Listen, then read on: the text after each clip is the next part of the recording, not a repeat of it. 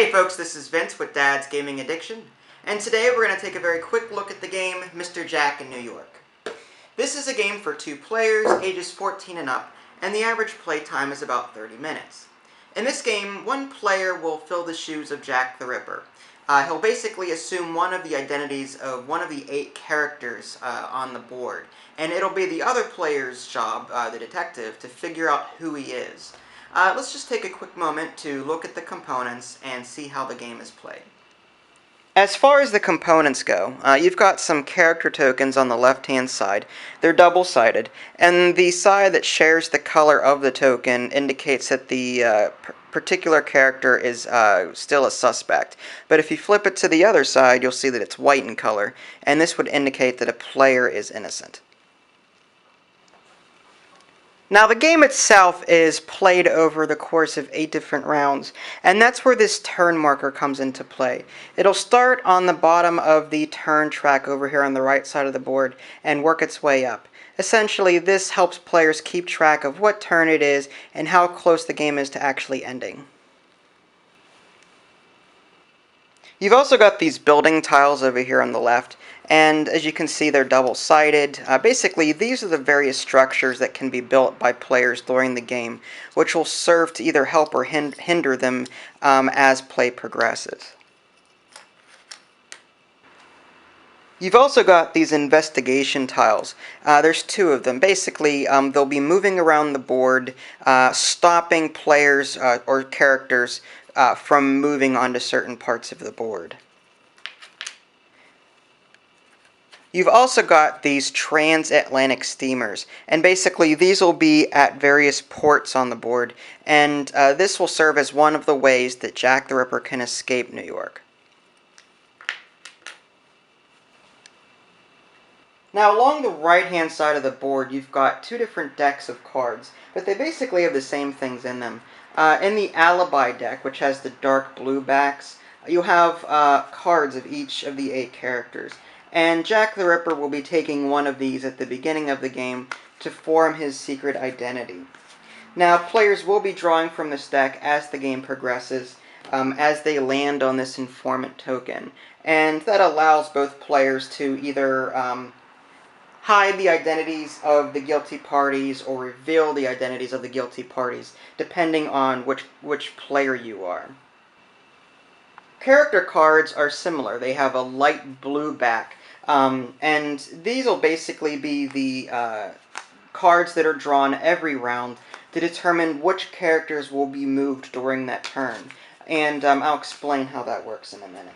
Finally, you have this witness card. And basically, this will be used by Jack the Ripper during every round to help the detective figure out who he is. One side indicates that Jack the Ripper is visible, while the other side indicates that Jack the Ripper is invisible.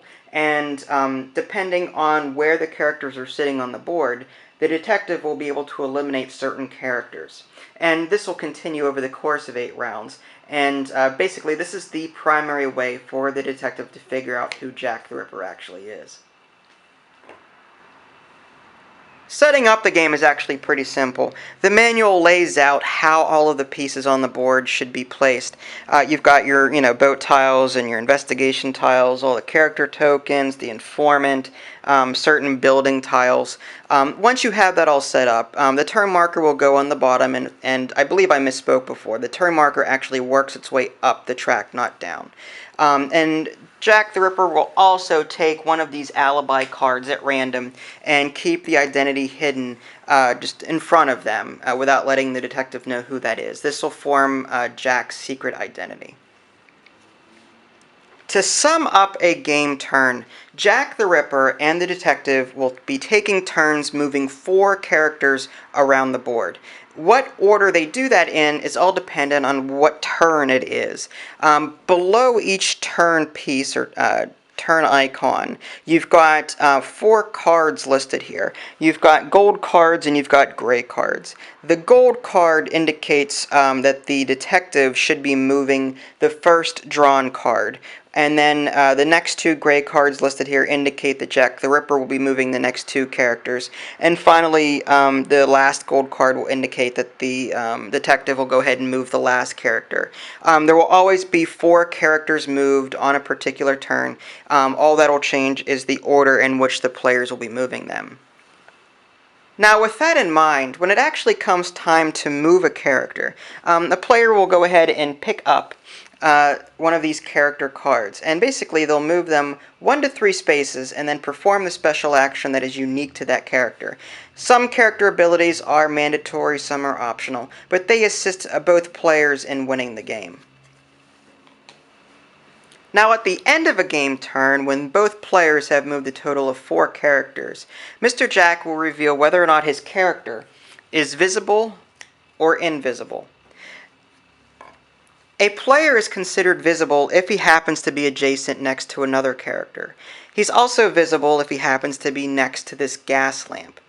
Likewise, a player is invisible if they happen to be on this park space. So there's a number of different things to consider. But once Mr. Jack reveals whether or not he is invisible or visible, the detective can go ahead and look at the other characters, or all the characters, and flip over the ones that are opposite, just so that he can start eliminating people. So if Mr. Jack reveals himself as visible, then he knows that everyone on the board that is invisible is innocent.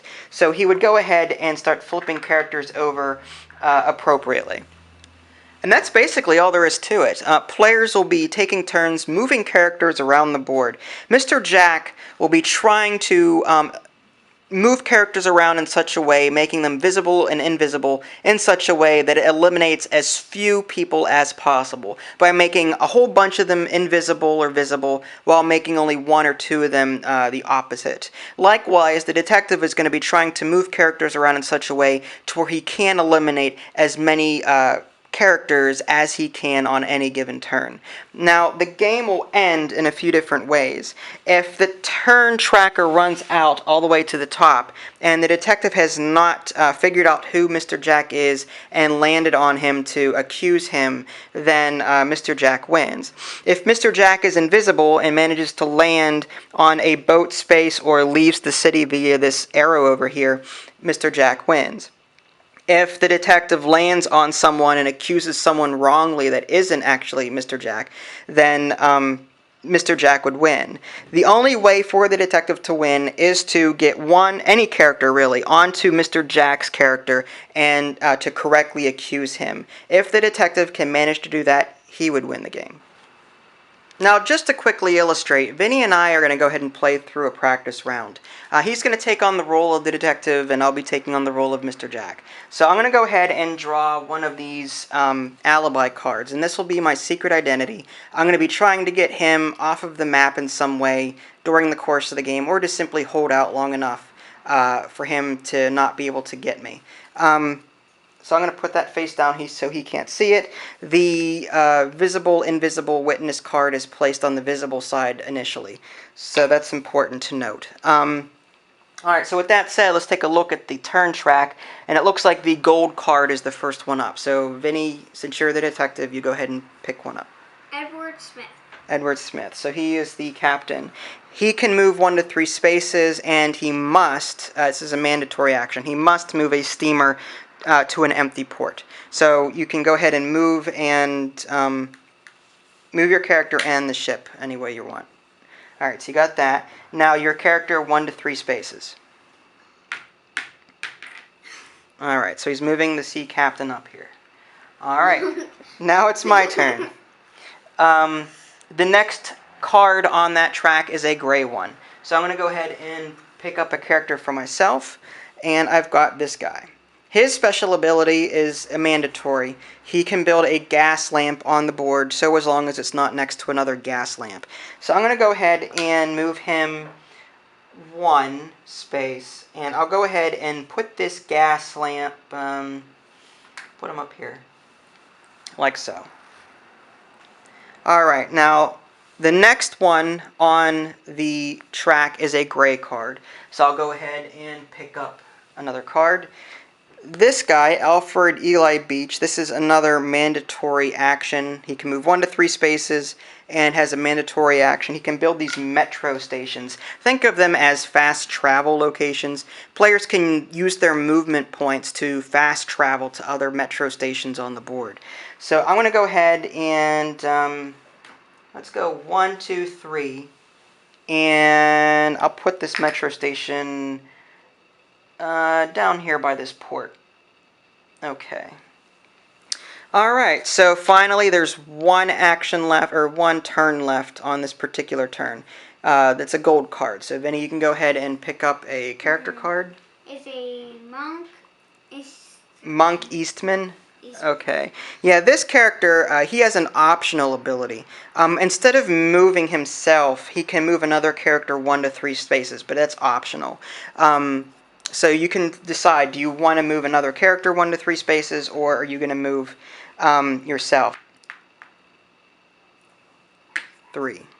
Okay. So you went ahead and moved him 3 spaces. And that basically ends that turn. I'll go ahead and take a look at the board to see what my character is, if he's visible or invisible. Now, I'm not going to point because I don't want Vinny to know who I am, but because my character is where he is currently visible. So I would go ahead and keep the visible side up on my side of the board. Now, Vinny will go ahead and take a look at the board and eliminate any characters that might be invisible. Are there any characters that are invisible? 1. Okay. So he managed to eliminate this character. This character is not next to anyone. There's no gas lamps here. So he was able to eliminate this character as Jack the Ripper. And basically he'll be trying to do that over the course of the game to figure out who I am. And there you have it. That's just a very brief look at the game Mr. Jack in New York. I didn't get to cover everything. Like, I didn't cover the special abilities. I didn't get to cover all of the special rules to determine whether or not someone is visible or invisible. But this should give you a general idea as to how the game is played. I personally like it because it promotes critical thinking and deductive logic. You can see the rest of my thoughts and what I think about the game via my review, which you can find in the link below or by going to www.dadsgamingaddiction.com. This is Vince. Special thanks to Vinny Jr. for helping me out. Thanks for watching, and I'll catch you next time.